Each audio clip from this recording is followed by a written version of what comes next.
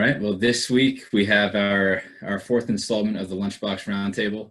This one we have Trevor Gooby, who's the Senior VP of Ballpark Operations for the Seattle Mariners. With kind of on topic with some of the other stuff that we talked about with different industries and how everybody's adapting to this. Obviously, ballparks, sports, any really large venue like this is going to be something that people are pretty they're looking forward to, but a lot of people understand this is probably going to be a little bit further out. So I guess as we kind of open it up, Trevor, do you mind kind of telling us what you do on a daily basis for the Mariners and kind of what's a day in their life look like for you? Sure. Well, first, thanks for having me on this. So I work for the Seattle Mariners here. I get to oversee T-Mobile Park, which is our ballpark here in downtown Seattle. Operations, it's hard to explain sometimes what ballpark operations are, but I kind of joke with people that ask me what I do is once you're a fan coming to a ballpark, once you walk into the ballpark, my world basically is everything outside of the players on the field. So security, housekeeping, facility maintenance, capital projects, guest relations, all the non-baseball events that we have in the ballpark, trying to bring those to the fans. The general day-to-day operations of what it takes to run the ballpark. We have about 1,500 plus employees here that assist in that. And it's a fun job. I miss doing my normal job right now as we are shut down, but it's a great job, and I've been in baseball since 1998, working for a handful of teams, and love working here in Seattle, and just love being part of the community here in this area. Great. Well, and we appreciate you spending the time to do this. I think one of the questions that I had was going to be, in a typical baseball game, say you have a sold out crowd, what is kind of, the number of employees it takes from, like you said, from the second you walk into the ballpark, everything that it takes to run the game, all the retail, all parts of facilities. So about 1,500 employees.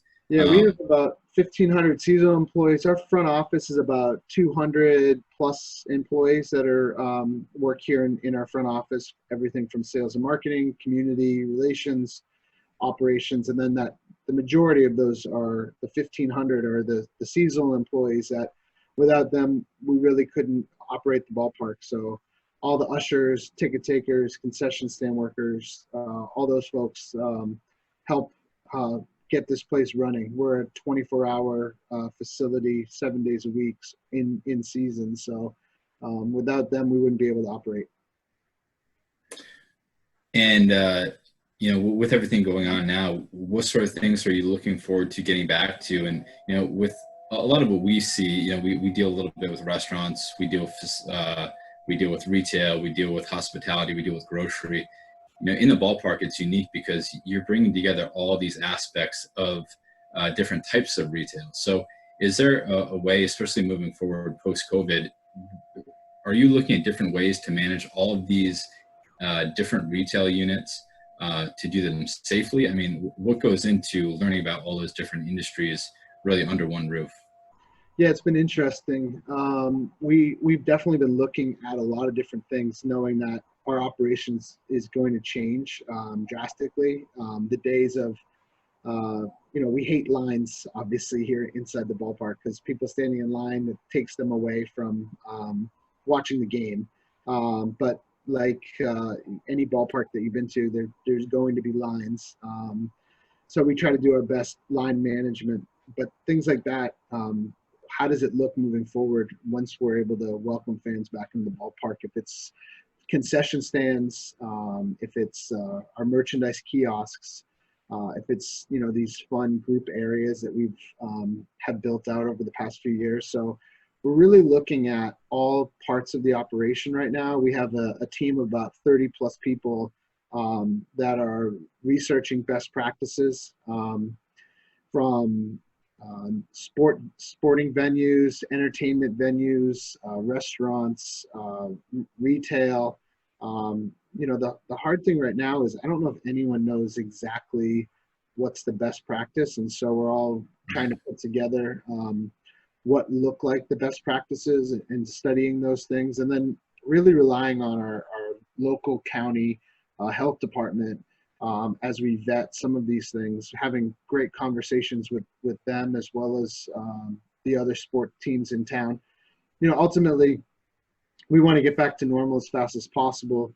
But we also realize that we need to make sure that people are safe when they come to our venue. One of the things we've said for years, our kind of mantra here, is clean, safe, and friendly ballpark. And so I think that we have to double down on that effort moving forward. And I mean, we were saying that for years. That's always how we set ourselves apart. But now that is going to be something that is going to be even more critical for us to look at. So, when we're cleaning the ballpark, all the high touch areas, things in the past that you've taken for granted, if it's the elevators or the restrooms or things like that, really focusing on that. Again, focusing on what does concessions look like moving forward inside a venue. Is it grab and go? Is it ordering your seats? Really great conversations that we're having right now. I wish I had the answers today, but Sure.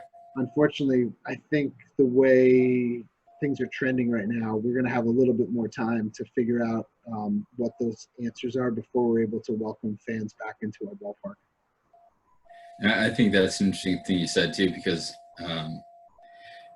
you're just giving people the confidence that it is safe. They're going to want to see cleaning happening. They're going to want to know that it's clean and not just, believe, or feel that it is in some other way. They're going to want to actually see the cleaning being done, or see, wipes and hand sanitizer, all this stuff that's, kind of already being done. But, and I think that's also the $1 billion question is, when does everything get back to normal? And I know from when we talked last week, you're looking at some different things of, Major League Baseball is looking at the South Korean Baseball League as kind of a benchmark to see how they're doing things.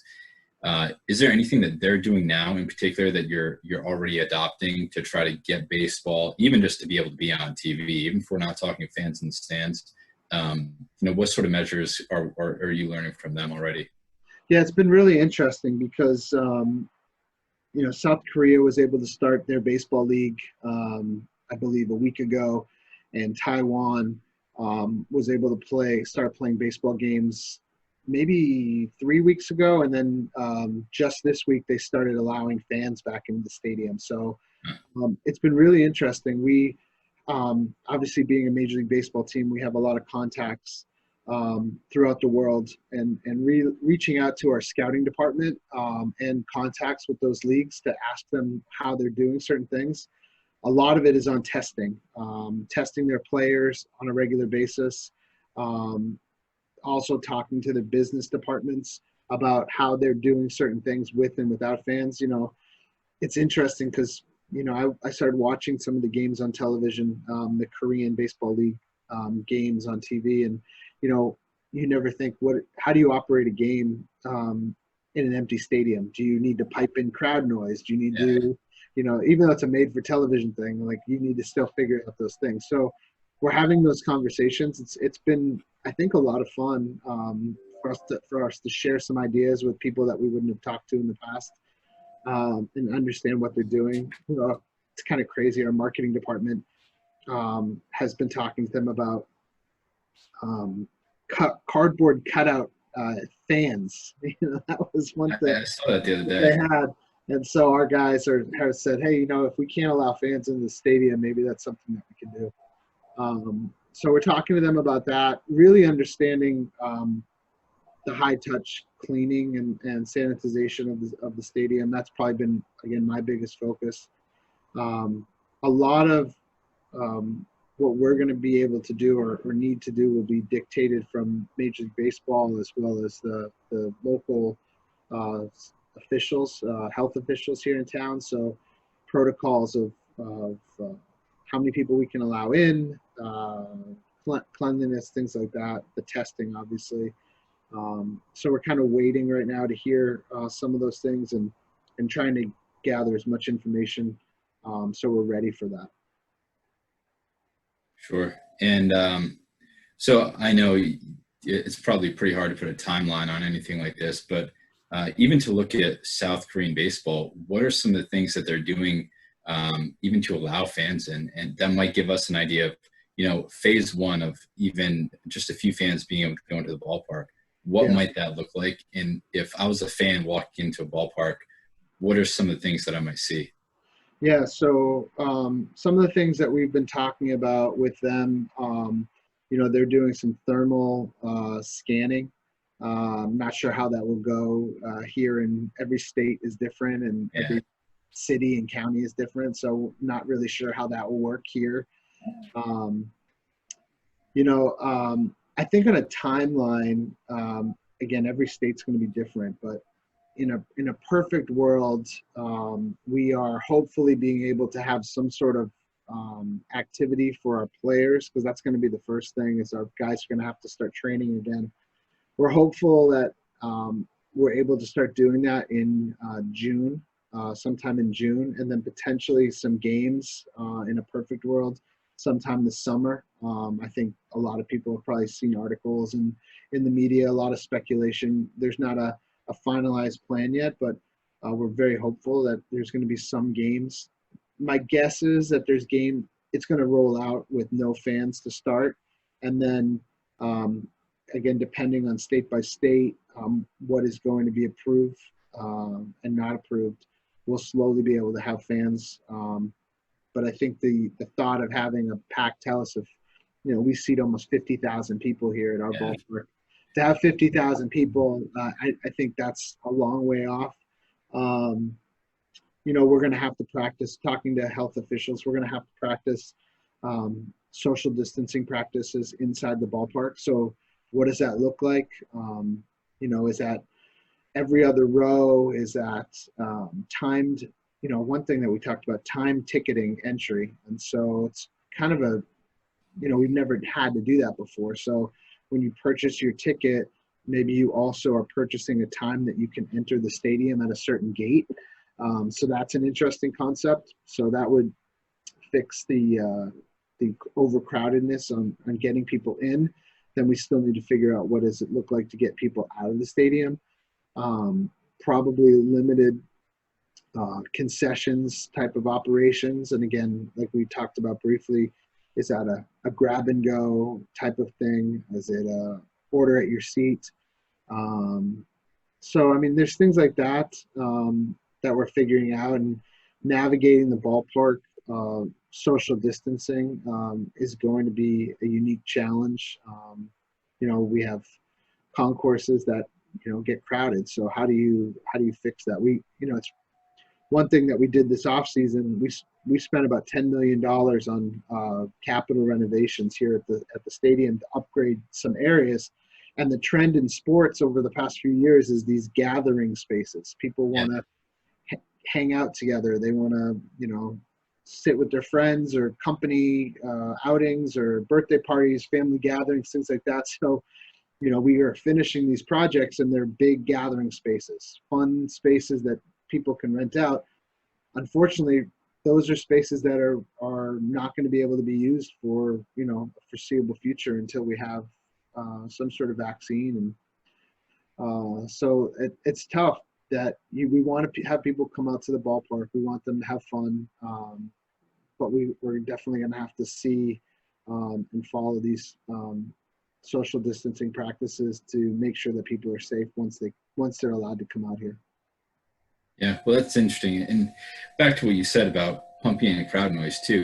What does this look like, and what does it look like in many different ways? That's one of them. That's, I guess, as you guys know pretty well too. The Seahawks have the 12th man thing. Yep. And fans and home field advantage is a huge thing. You want to be there, you want to be loud.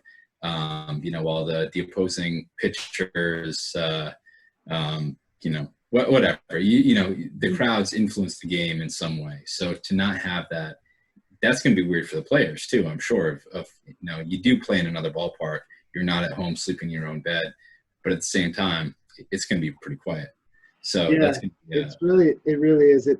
you know, years ago, I worked in the minor leagues, and we had a league called the Gulf Coast League. It's where all the players end up starting, but you play in Florida in the middle of the day at 12 o'clock. And, you know, in Florida in the summer at 12 o'clock is 100 and something degrees. So if you had, and you played on the practice fields in the back of your spring training academy or complex. So if you had 10 people watching your games, that was a lot. So, you know, it was dead silent all the time. I mean, and it was kind of eerie. You'd see these, you know, players and they'd be out there playing and there was no crowd cheering. Or, so it's, I think for a while it's probably going to be like that, but we have some really smart people on our entertainment side of things, and you know, kicking around ideas about scoreboards or music. You know, do you play walk-up music for all the players still? Things like that they're starting to think about, trying to come up with some ideas, because you want to make it, once we're allowed to have games again, you're going to want to make it a good product for people to watch on TV. So it may also give Major League Baseball an opportunity to be real innovative and, you know, come up with some ideas about, you know, I think you might have seen it during spring training where they started miking up players in game, and the commentators were talking to outfielders or hitters or, you know, things like that, you know, for years people have said baseball is, you know, slow and, you know, really monotonous and, you know, without a home run, there's not a lot of action. So maybe this gives, you know, baseball an opportunity to get really creative. And if it's different ways to speed up the game, if it's different ways to, you know, get youth involved and make it really fun for people to watch on TV, it's, you know, I try to be a real optimistic person and look at things and say, okay, are there ways that we can innovate and change things so it's not always the way we've done it in the past? And maybe this is going to give us an opportunity, and maybe not everything will work, but it will give us an opportunity to try some different things that we've been wanting to try for a while. That's a good point too. I think most fans that go to a game of any sort, they realize how much goes into making that experience a quality one. And whether you're, you know, a father bring your son to their first baseball game, or, you know, you're just going because of all these different things that, you know, there's a lot beyond just the game that people go and enjoy about the ballpark. And that was something I thought early on must be difficult, is that, you know, it shut down so quickly for everybody, but especially for the NBA and MLB. They seem to shut it down real quickly. And, you know, being a little kid, you know, if I'm about to start my first year of Little League or something like that, and that's off the plate, and you don't have baseball, you don't have sports, and it's something that people look forward to so much. Is, you know, it's something that people just do because they enjoy it.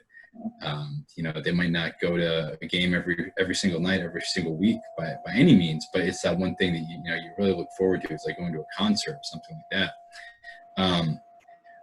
So I guess kind of going back to the beginning, you kind of touched on it a little bit, but what were those first few days like when you were hearing the developments of COVID in the U.S. and trying to track this thing to say, well, baseball season's about to start. This is what the MLB is doing. This is what the NBA is doing. You know, what were those conversations and the escalation like in those very first few days there? Yeah, it was, you know, it's kind of surreal when you think about it. It's only like 2 months ago now, and it feels like it's so long ago that this has hit us. Obviously, Seattle has been kind of at the forefront of it, and so, you know, early to late February, we were starting to hear some rumblings about this disease that was hitting, or virus that was hitting, and you know, we started making some very preliminary plans in late February, and then it was funny. I was down in spring training and in Arizona, Peoria, Arizona, on the 28th, 29th of February, flying back to Seattle on the 1st. And it was that day that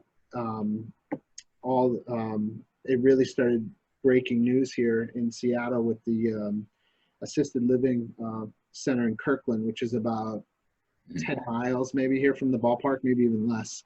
And so I think that was a big wake up call for all of us that something is changing quickly.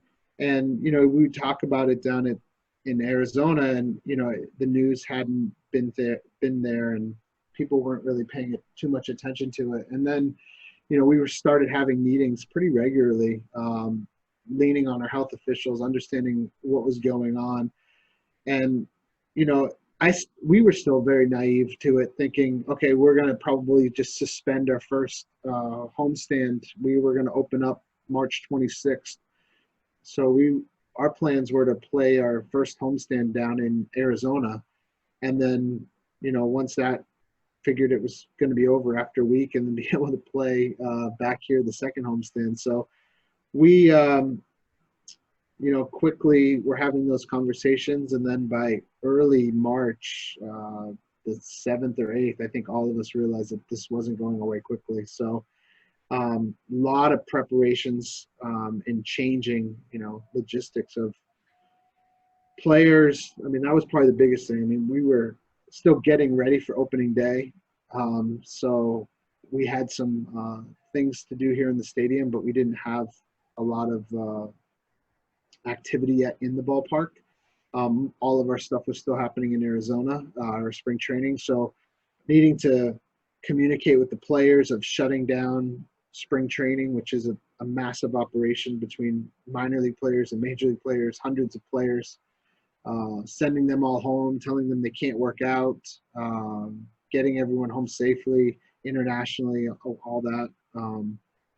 And then just kind of understanding like when we're allowed to get them going again. And then, like a lot of businesses on the business side is, we were not set up for a work from home type of situation. So those 200 employees that were coming to work every day in their getting ready for opening day, probably our busiest time of the year, getting them up and running for what work from home looks like.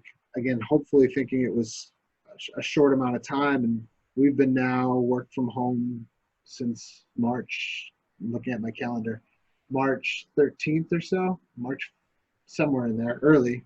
And now understanding what does work from home look like. Some departments, it's been very, very effective and efficient. Other departments, it's been a challenge, especially in my world, ballpark operations.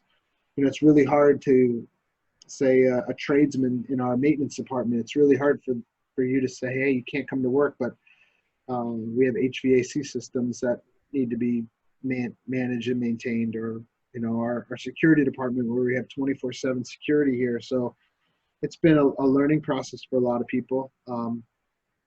It's going to change the way we operate. I think even once we have a vaccine and we're out of this, some departments may have more of a work from home situation moving forward. And some people think it's very, very effective, and it has been for certain groups. And so, yeah, it's been, again, I think maybe because we were on the front line of it pretty early on, we were receiving a lot of phone calls and questions from our colleagues and friends from around sports and around the country asking, what are you guys doing? How are you doing this? The city of Seattle and the state of Washington has really done an amazing job, keeping everything contained as well as they can. Our number has flattened off relatively quickly. And it was one of those things where, without knowing what this was going to be, I think it was some really scary times. And fortunately, it has leveled off. We didn't have the surge at the hospitals that they were expecting, so that has been great. But on the flip side, we've also been shut down now since early March, and they're stay-at-home orders now through June 1st. So we're going to slowly start phasing back after June 1st, but I think we have a long haul to go. Yeah, well, yeah, I think a lot of people were pretty skeptical in the beginning, and when there was talk of seasons being canceled like this, it was like I think a lot of people felt it seemed like an overreaction. But you being in Seattle, other people may not have seen that, so you're seeing it firsthand there in the city, in the state of Washington. So in hindsight, of course, that was all completely the right decision to make, even though it was, I'm sure, extremely difficult because Yeah. you don't know if you're overreacting or if you can somehow figure out a way to make the baseball season work through this.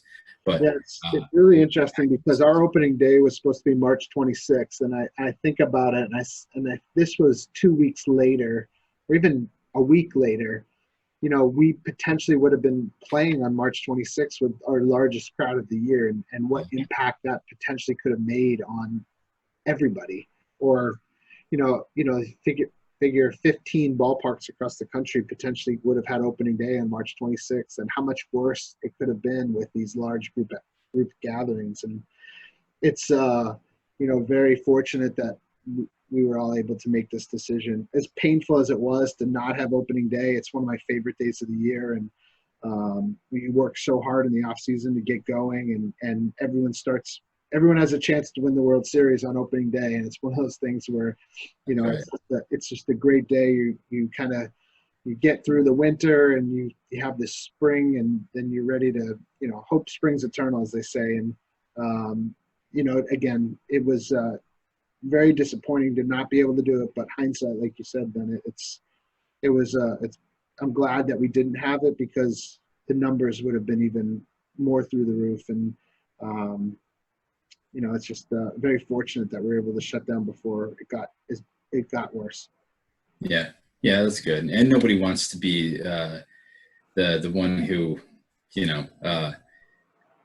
set the whatever venue that is for that to flourish in any way. So health of everybody is definitely continues to be the concern. Mm-hmm.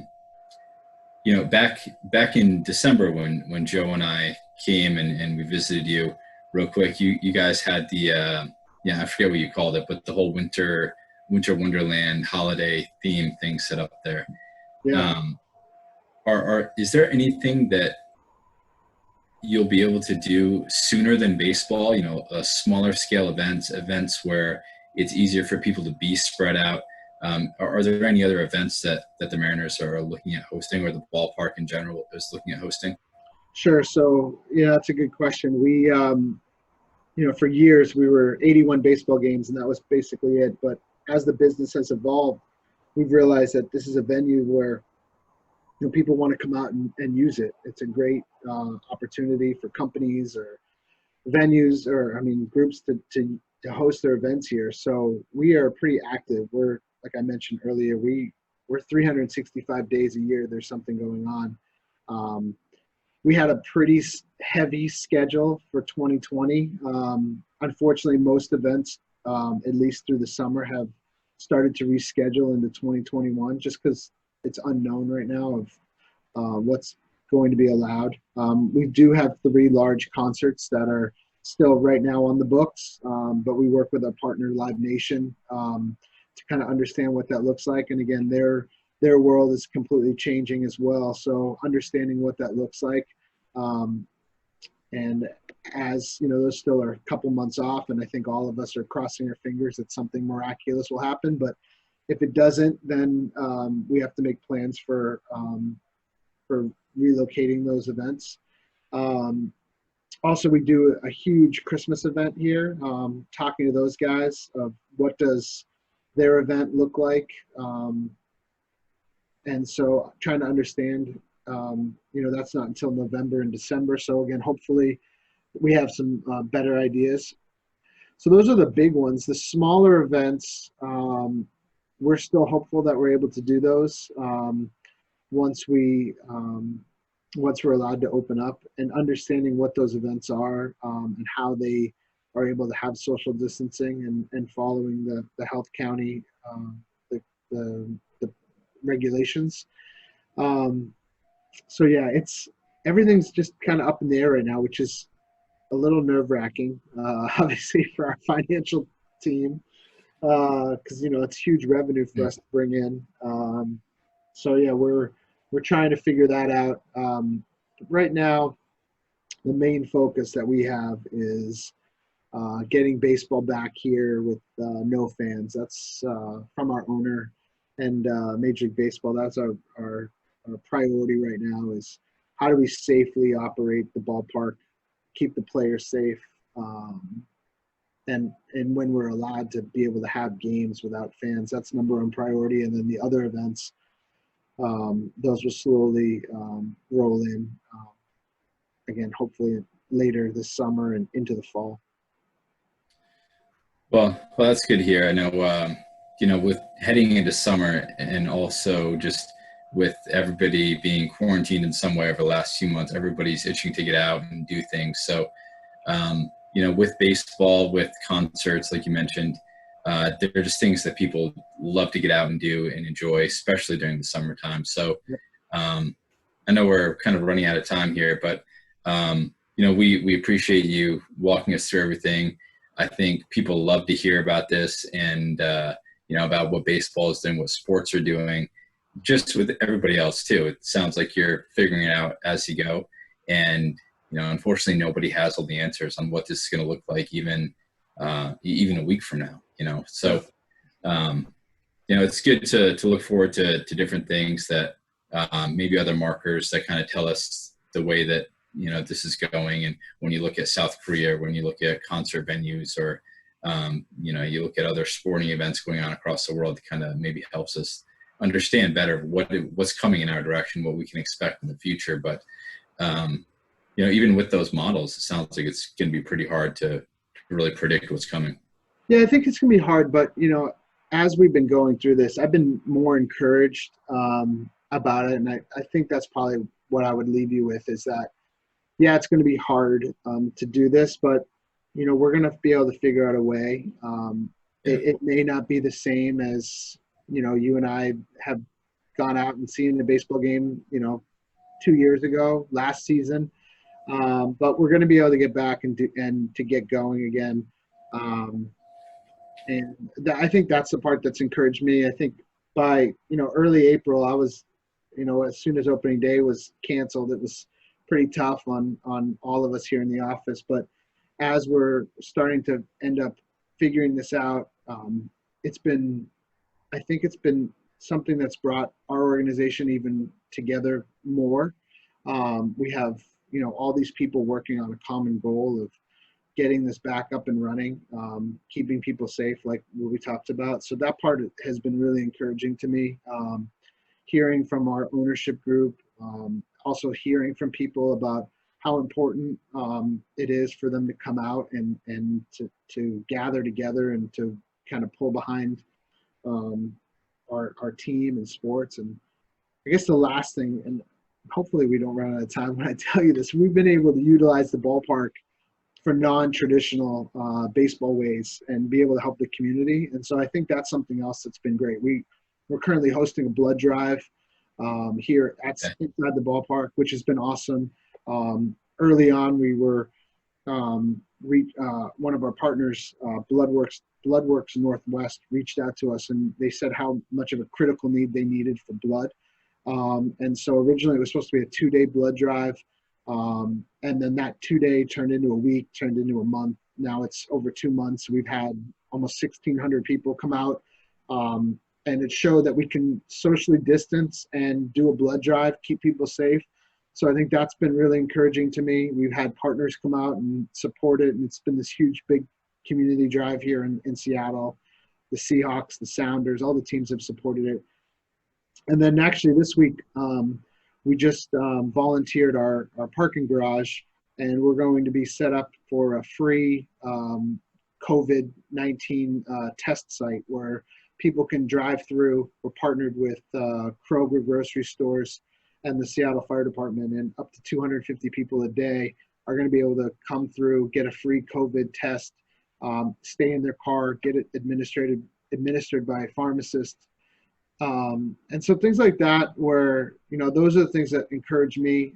Maybe we're not playing baseball, but we're able to be a good partner here in the community and pull together. And when we're all done, really with all of this and we're back to normal, really look back at it and say, this was a really tough time for everybody, but we all pulled together and we got through it. And so those are the things that, make me feel good. And I know our organization is really proud of being part of, a small part of it, but Yeah, so that's kind of where we are today. Well, I think that's a great way to wrap it all up. And I think that's something too that's going to come out of this. All across the U.S., people are more focused on the things that really matter most, and especially the local communities, the local businesses. So for the Mariners to be able to play still that key place in this whole thing is, I think, super cool. So I appreciate you sharing that, but I think too, people really like hearing what you're doing to keep everybody safe. And I know everybody's looking forward to getting back to especially sports. So on that, Trevor, we appreciate you spending some time. Yeah, of course. Thank you guys. Appreciate catching us it. up and everything. Awesome.